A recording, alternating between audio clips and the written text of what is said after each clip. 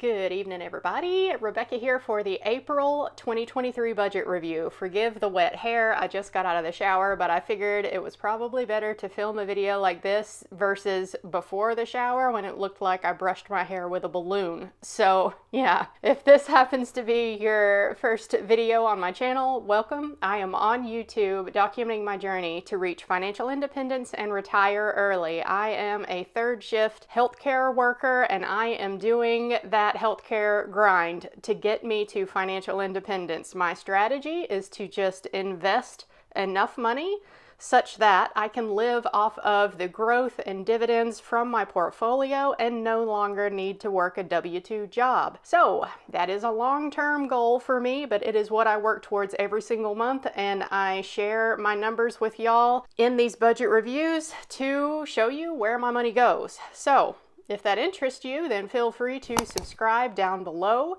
With all of that said, let's jump into the budget and see where all my money went this April. I'm actually pretty excited for this one. This month turned out very decent. So let's take a look.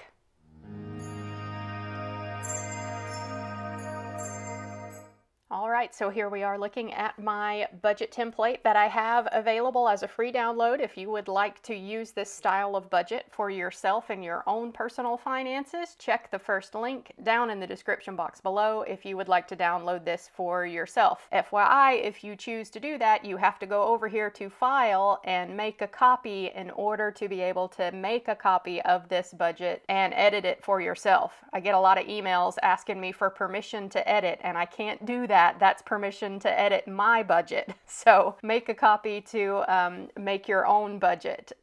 Anyway, starting at the top with my net income here for April 2023. I had a little bit of carryover from the previous month because my March budget actually did not balance, which is why I really made it a goal of mine to do super low spending for April and try to keep things within my budget limits. So we'll take a look at how well that went down below. And even though I did have some credit card carryover from March, I did not pay interest on that balance. FYI, I did pay it off with my first paycheck, and no interest was accrued on that credit card. I do have my individual paychecks from my job blacked out for privacy, but I do show my totals at the bottom here, and y'all can see I was actually pretty close this month. I did finally get my federal and state tax return back in April, and my credit card that I use is a Fidelity credit card. It earns me 2% cash back every month, and that automatically goes back into my Fidelity account. And since I did so much spending in March, I earned $46.48 worth of credit card cash back that went towards investing, yes, but it's far better to just not spend so much money. I usually get about $25 every month, but yeah, March was a spendy month. Anyway, y'all can see that I had budgeted to bring in about $6,800, and I was really close with my totals this month. I brought in $6,862.56 in total for April. So where did all that money go? Let's look at my bills and spending section here, which thankfully is small and fits on the screen. That's always a good sign for me. My mortgage payment as usual, $840. As of the beginning of April, I owed $128,590 on this house. I now owe $128,381.62. So looking at my April budget here, I have now changed to this category F over here. Instead of being like how much I was over or under budget, this row just for the mortgage payment is now showing me how much principal I paid off from month to month. And this number is now calculated into my savings rate for the month. And yes, it's not a whole lot of money, but I think that it counts. I just bought this house in 2022, so it's a 30-year fixed rate mortgage at 3.88%. So most of my payment right now does go towards interest, as y'all can tell. But yeah, I still want to count that about $200 every month towards my savings rate, since that is paying off some of the principal balance that I owe on a debt that I have. Anyhow, moving down into the utilities, this is my power, water, sewer, trash pickup. I budgeted $125. again, I got it pretty close there. It came in at $116.81 for the month, under by just a little bit, which is nice. Internet is right on target, $65.25. Gas for my car was a big win this month. I did not do anything exciting this month at all. I just drove to work and came back home and slept and repeat pretty much. So yeah, I did not spend much for gas. Budget $125 every month, and I spent $82.06 there. Personal spending, huge win here, you guys. I am on a low spend challenge for 2023 with a few other YouTubers, and I'm actually not going to make a separate low spend update video for April because there's really nothing to report here, you guys. I wanted to do a no spend on the personal spending for April this month, and that is what I did. I did not spend one single penny on personal stuff for the month of April. And believe me, I was tempted, y'all.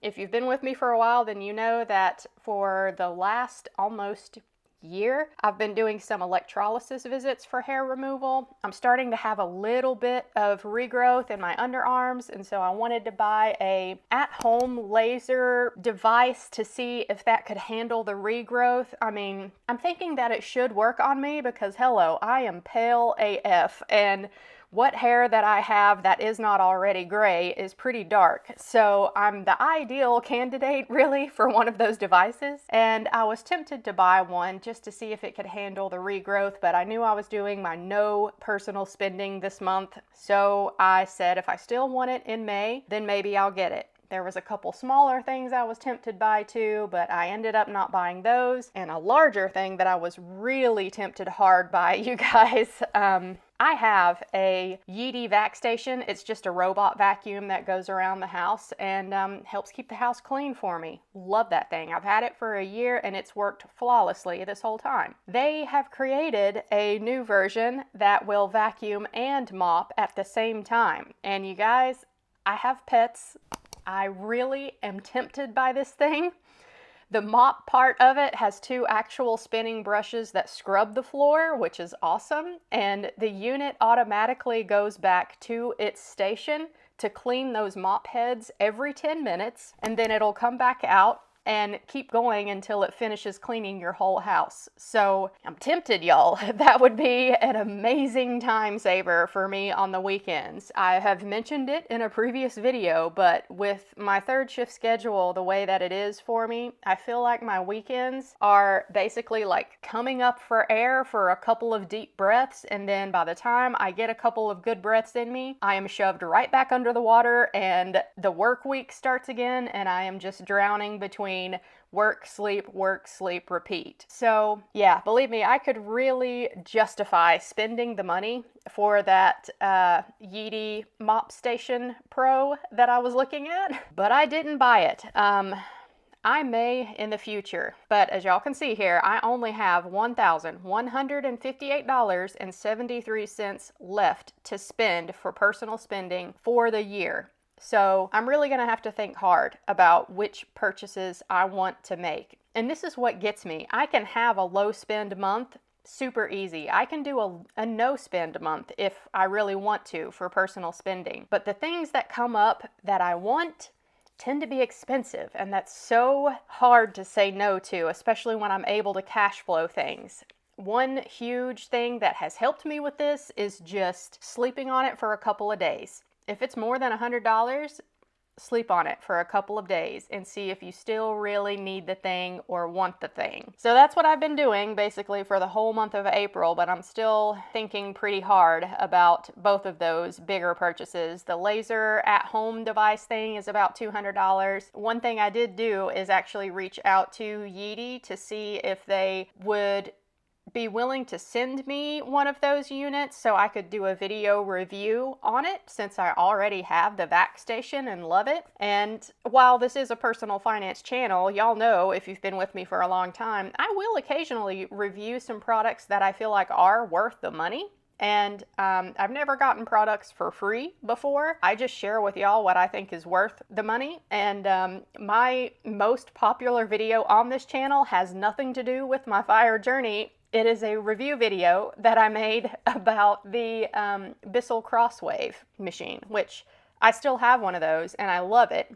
But if I was to get this Yeetie mop station, then I would have to use that Bissell Crosswave a whole lot less than what I currently do. So yeah, all of that tangent to say, sorry y'all, I tend to get on tangents a lot on this channel, but yeah, I'm happy that I did no personal spending this month, but I have been heavily tempted, and I'm hoping that maybe Yeetie will send me one of those vac mop stations so I can do a review video. But if not, I may buy it at some point in the future anyway. I'll just see how I feel about it in the long term. Next line item here, this is the other challenge that I had set for myself for 2023 for my low spend challenge. I really wanted to stick to my $600 budget limit every month for food and household items that I get while I'm out grocery shopping. And so far this year, I have been perfect on my $600 budget. But y'all can see here that I did go over this month by $12.12. So I was so disheartened really when I got up to the cash register. I knew that I only had about 60 bucks that I could spend this last time I went to the grocery store. And y'all, I just bought what I needed. I really thought that I was close. I thought that I had it in the bag, and then I get to the checkout and it's over $60. So I knew I had gone over. I didn't know by exactly how much until I came home and plugged it into the budget, but I was over by $12.12. It is what it is.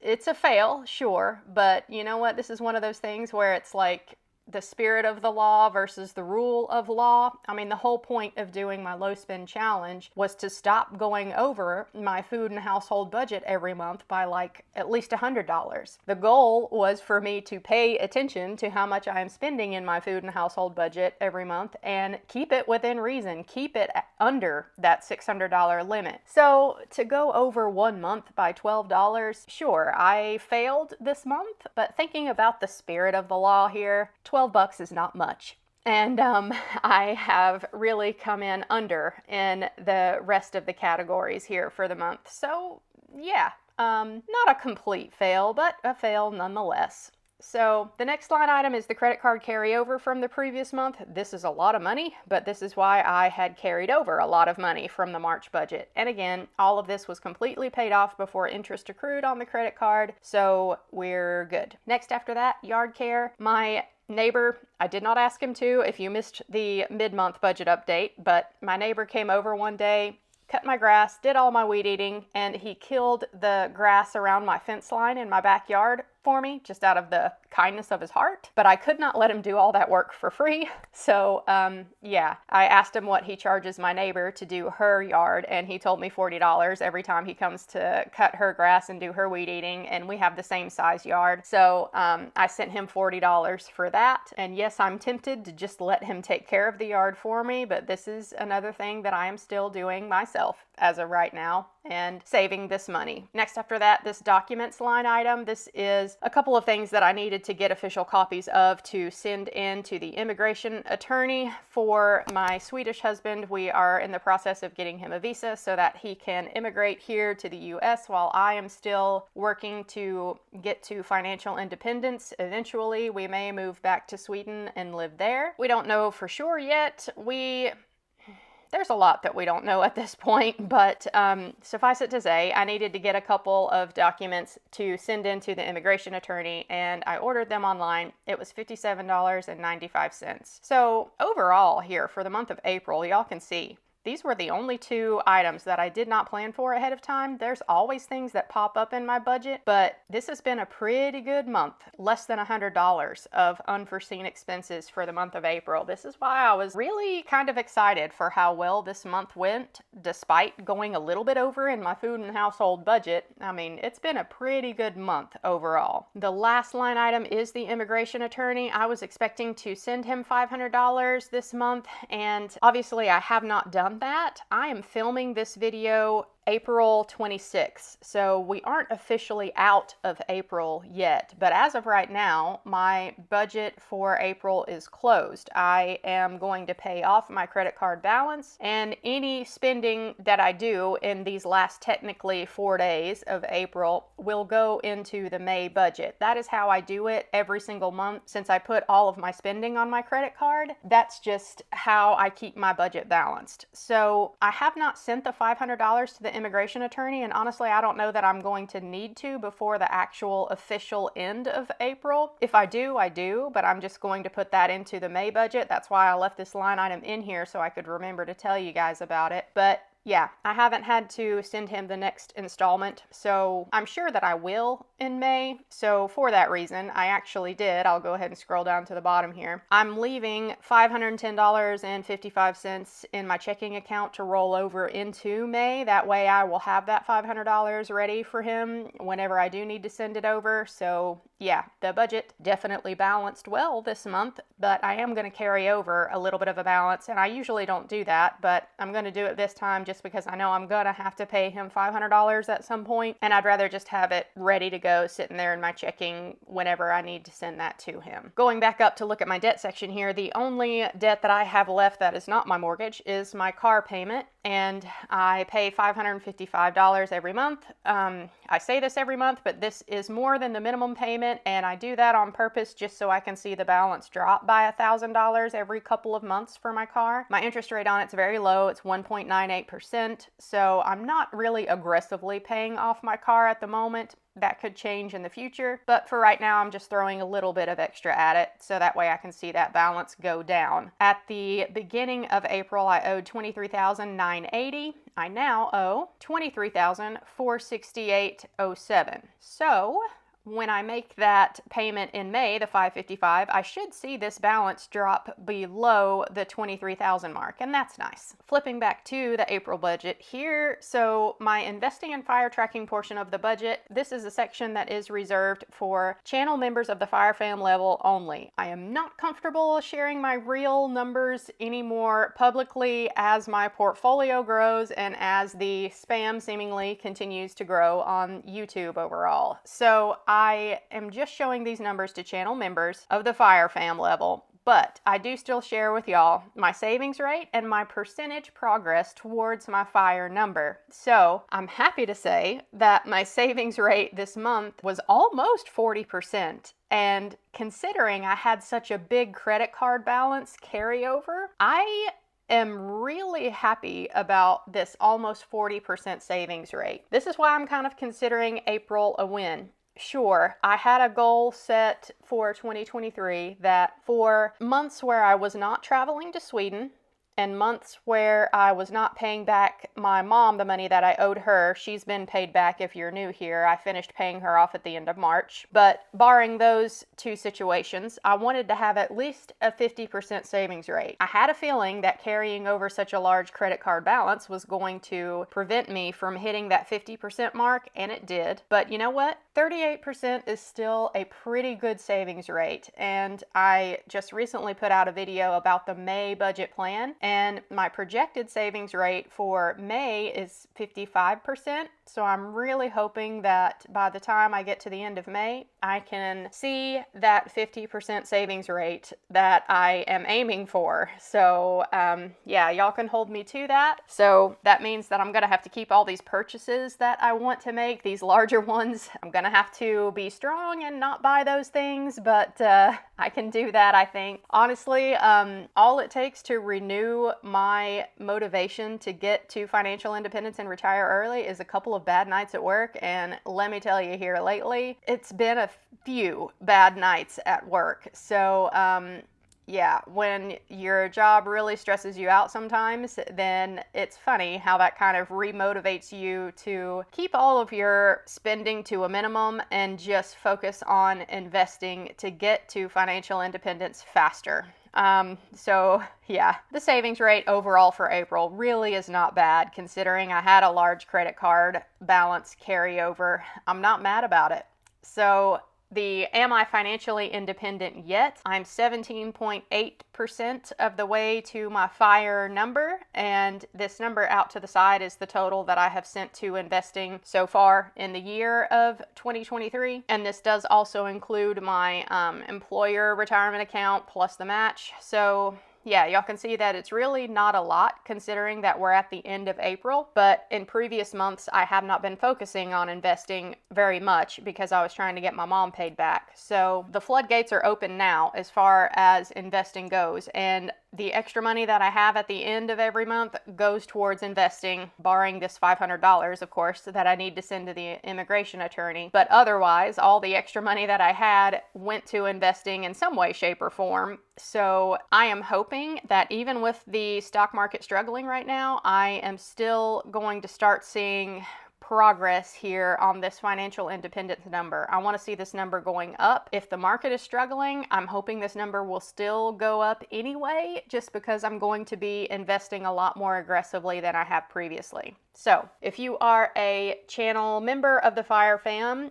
take a look in the membership section on my channel page here on YouTube, and I will have that video there for the numbers as far as what I've thrown to investing so far this month.